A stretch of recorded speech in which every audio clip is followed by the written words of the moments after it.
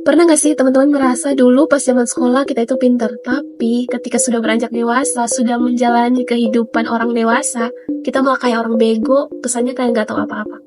Dan kita baru sadar ada beberapa skill yang kita tidak dapatkan di sekolah, tapi kita dapatkan di pengalaman hidup kita sebagai orang dewasa.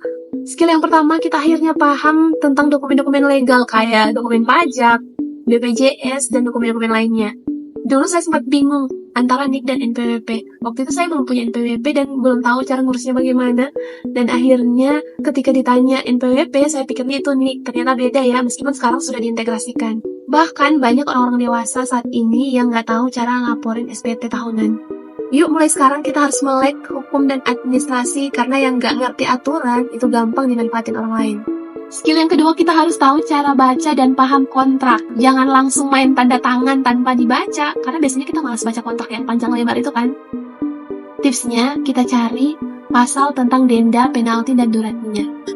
Dan yang ketiga, skill yang kita dapetin ketika kita dewasa, kita akhirnya paham soal budgeting. Kalau kita nggak pinter-pinter atur keuangan di usia dewasa ini, gaji kita bakalan numpang lewat. Dan ingat, pay letter bukan solusi, tapi jebakan Batman. Sisihkan 50% kebutuhan, 30% keinginan, dan 20%-nya tabungan. Dan yang terakhir, skill yang kita harus punya di usia dewasa ini, etika digital. Tidak semua hal harus kita posting di sosmed. Tidak semua masalah harus kita umbar ke orang lain. Belajar untuk mengendalikan diri, jangan baru salah dikit aja langsung bikin story berslide-slide. Karena yang namanya jejak digital kita nggak akan bisa hapus.